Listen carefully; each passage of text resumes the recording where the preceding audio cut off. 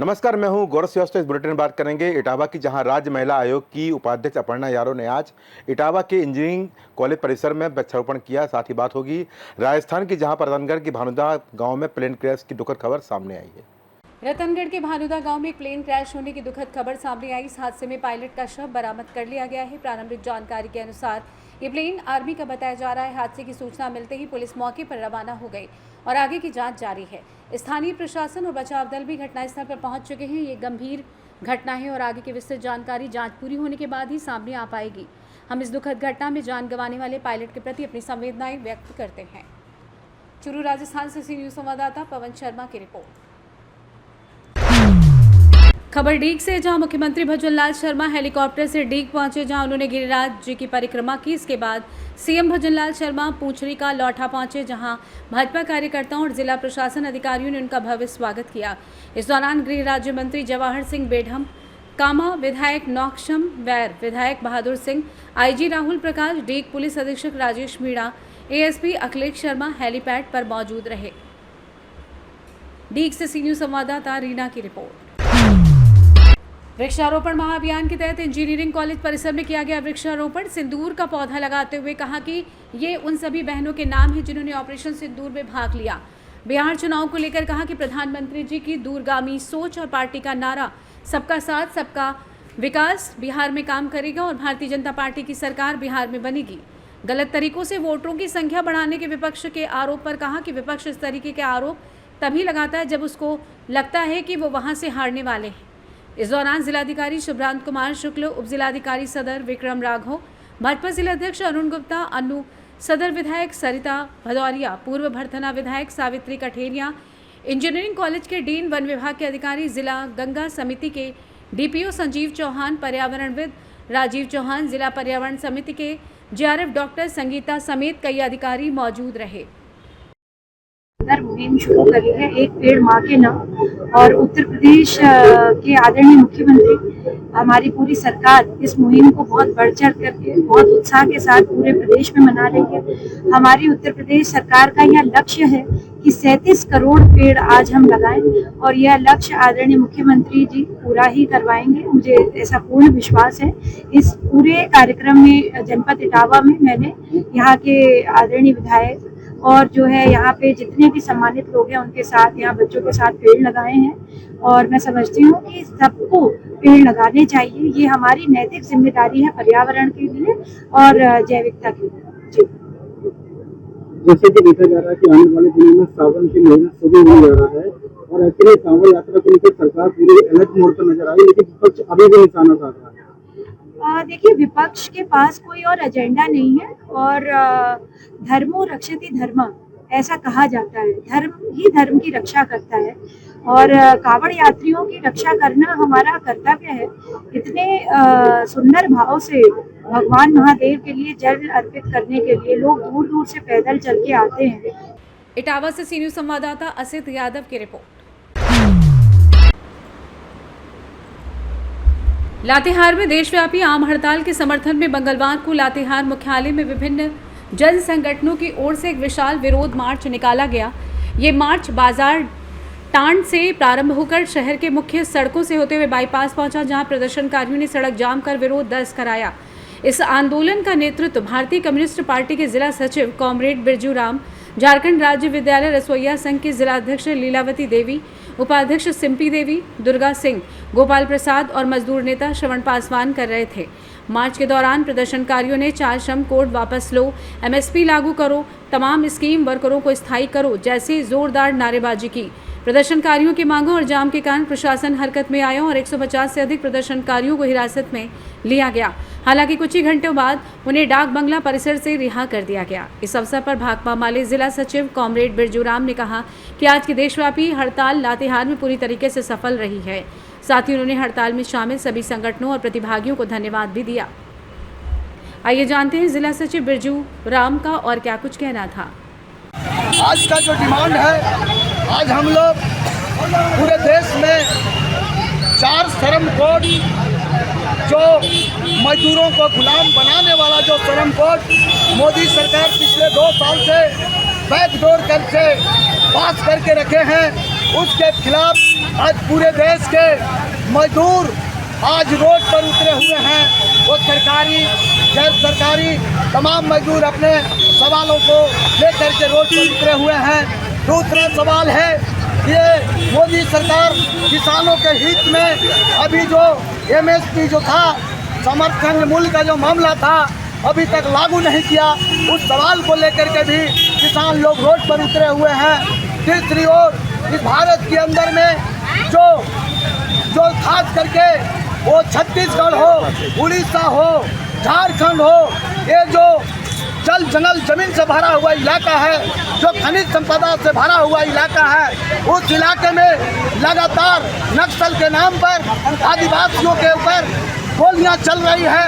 फर्जी काउंटर में आदिवासियों को मार करके वहां पर मोदी सरकार पूंजीपतियों के हित में जल जंगल जमीन को देना। लातेहार से सीनियर संवाददाता बबलू खान की रिपोर्ट।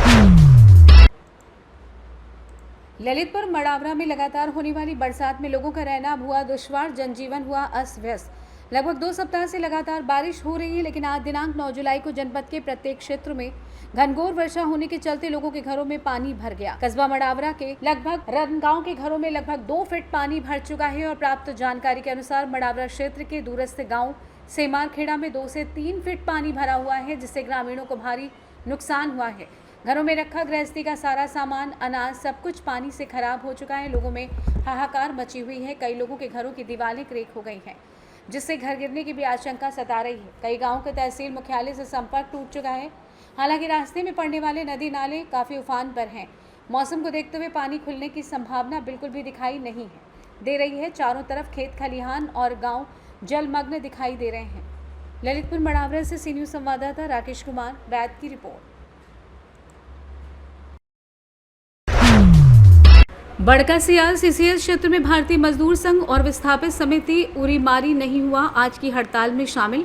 वहीं विस्थापित नेता देसाई मांझी ने कहा कि ट्रेड यूनियन के द्वारा विस्थापित हुए लोगों के कहीं भी कोई मांग को नहीं रखा गया है। हम लोग परियोजना से विस्थापित हुए हैं और हम लोग हमेशा से परियोजना का सहयोग करते आए हैं। लोग ये सोचते हैं कि ऐसे बिरसा परियोजना का विस्तारीकरण हो, परियोजना कैसे चले जिससे हम लोगों को रोजगार मिलता रहे। जानते हैं विस्थापित नेता देसाई मांझी का और क्या कुछ कहना था। जब भी देखे हैं विस्थापितों के साथ जो भी मुद्दा है उसका मुद्दा विहीन रहता है। तो विस्थापित को क्या चाहिए? विस्थापित को चाहिए खदान चलता रहे, विस्थापित को रोजगार मिलता रहे। अरे सभी विस्थापितों को नौकरी तो मिला नहीं है, बाकी को नौकरी चाकरी नहीं है, तो फिर जो खदान चलेगा उसे प्रोडक्शन होगा तो जो रोजगार मुहैया होता है। इसलिए हम लोग हमेशा प्रबंधन के साथ, खदान के साथ रहते हैं ताकि विस्तार करता रहे खदान और हम लोग को रोजगार मुहैया हो। इसीलिए हम लोग ऐसे इसका समर्थन में खड़ा है, प्रबंधन के साथ है।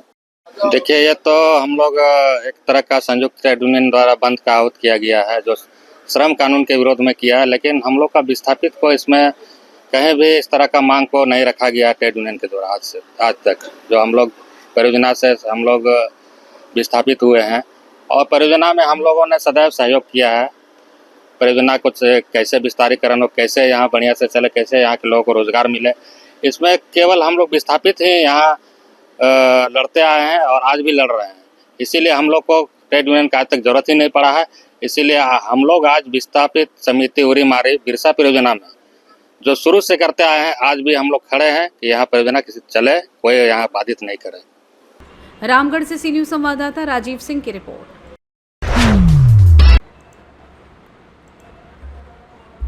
महाराजगंज जनपद के कोल्हुई क्षेत्र में हरियाली को बढ़ावा देने के उद्देश्य से मदर मरियम ग्लोबल स्कूल खरहरवा में गत वर्षों की भांति इस वर्ष भी भव्य वृक्षारोपण एवं पौधों के वितरण समारोह का आयोजन किया गया। विद्यालय प्रांगण में आम, जामुन, शहतूत, शिरीष, गुलमोहर और अमरूद जैसे अनेक औषधि एवं फलदायक 1000 पौधों का सभी छात्र अध्यापकों में वितरण किया गया, जिससे न सिर्फ पर्यावरण को लाभ मिलेगा बल्कि भावी पीढ़ियों को भी स्वच्छ वातावरण का उपहार मिलेगा। विद्यालय की निदेशिका डॉक्टर मीना अदमी ने वृक्षों के महत्व को उजागर करते हुए कहा कि वृक्ष हमें केवल छाया ही नहीं देते बल्कि ऑक्सीजन, फल, फूल, लकड़ी और औषधियाँ भी प्रदान करते हैं। ये प्रकृति का अमूल्य वरदान है जिसकी रक्षा हम सभी का करना कर्तव्य है। मुख्य अतिथि सुबूर अहमद ने इस अवसर पर विद्यार्थियों को प्रेरणादायक संबोधन देते हुए रिजनरेटिव तथा पर्माकल्चर फार्मिंग को प्रोत्साहन देते हुए कहा कि आज ही सबसे महत्वपूर्ण, सबसे उत्तम समय है वृक्षारोपण का। प्रबंधक समीर अदमी ने पौधों की देखभाल के व्यावहारिक पक्ष पर बल देते हुए कहा कि यह कार्यक्रम में मौजूद 1000 लोग प्रतिवर्ष केवल एक पेड़ भी लगाएं तो कुछ ही वर्षों में लाखों पेड़ धरती की हरियाली बढ़ा सकते हैं। ये न सिर्फ पर्यावरण के लिए वरदान सिद्ध होगा बल्कि आने वाली पीढ़ियों को स्वच्छ, सुरक्षित और समृद्ध भविष्य में भी प्रदान करेगा। पेड़ लगाते समय जैविक खाद का उपयोग अवश्य करें, इससे पौधों की जड़ें मजबूत बने, वे जल्दी विकसित हों। महाराजगंज से सी न्यूज संवाददाता अंगद शर्मा की रिपोर्ट। उत्तर प्रदेश के जनपद रामपुर थाना पटवाई क्षेत्र के ग्राम नया गांव का मामला। ग्राम नया गांव का निवासी रिंकू 23 वर्षीय पुत्र रोशन लाल सोमवार के करीब 3 बजे गांव के ही रहने वाले मनीष व हरवती के साथ शाहबाद रोड नए गांव के पास से जो नाला होकर जा रहा है उस नाले में नहाने गया था। नाले में पानी के तेज बहाव के कारण रिंकू पानी में डूब गया। परिजनों को सूचना मिली। परिजनों ने सूचना पाकर थाना पटवाई पुलिस को सूचना दी। सूचना पाकर पुलिस मौके पर पहुंची और गोताखोरों की मदद से ढूंढने का प्रयास किया, लेकिन मृतक रिंकू का शव नहीं मिला। मंगलवार की शाम को पटवाई क्षेत्र 3 किलोमीटर दूरी के ग्राम रतनपुर के पास मृतक रिंकू का शव पानी में तैरता हुआ नजर आया। रतनपुर के ग्रामीणों ने शव को बाहर निकाला। थाना पटवाई पुलिस को सूचना दी। सूचना पाकर पुलिस मौके पर पहुंची और मृतक रिंकू के परिजनों को सूचना दी। मृतक के परिजनों ने शव की शिनाख्त की। पुलिस ने शव को कब्जे में लेकर पोस्टमार्टम के लिए जिला अस्पताल भेज दिया है। बताया जा रहा है कि मृतक रिंकू की शादी 2 महीने पहले ही हुई थी। ये जो पानी में डूबे हैं, कहाँ का मामला है? नए गांव का। थाना कौन सा लगता है? ये हादसा कब हुआ था, कब डूबे थे ये? परसों हादसा हुआ था। परसों। तो डेड बॉडी कब मिली है? कल 4 बजे। कहाँ मिली थी ये? रतनपुरा। रतनपुरा गांव से काफ़ी दूर है? हाँ जी, गाँव से 3-4 किलोमीटर दूर है। अच्छा, जो ये हैं जो ख़त्म हुए इनका क्या नाम था? रिंकू। और पिताजी का? रोशन लाल। अच्छा, आप कौन हैं उनके? भाई। बड़े भाई हैं? बड़े भाई। अच्छा, तो इनकी शादी हो गई थी? हाँ, शादी।